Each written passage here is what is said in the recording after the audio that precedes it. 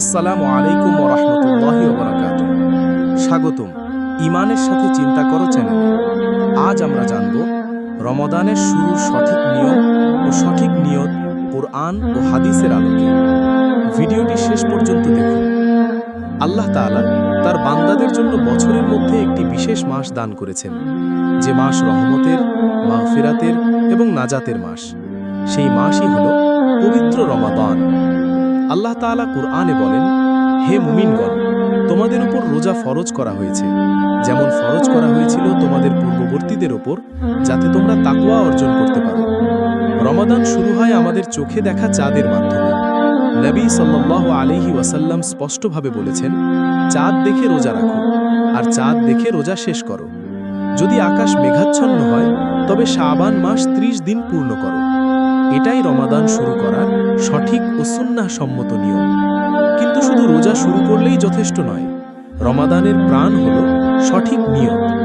নবী সাল্লাল্লাহু আলাইহি ওয়াসাল্লাম বলেছেন, সব আমল নিয়তের ওপর নির্ভরশীল, আর প্রত্যেক মানুষ তাই পায় যার সে নিয়ত করে। রোজার নিয়ত মানে শুধু মুখে কিছু কথা বলা নয়।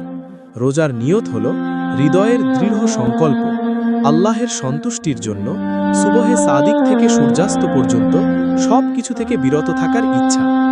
ফরজ রোজার জন্য রাতেই নিয়ত করা উত্তম।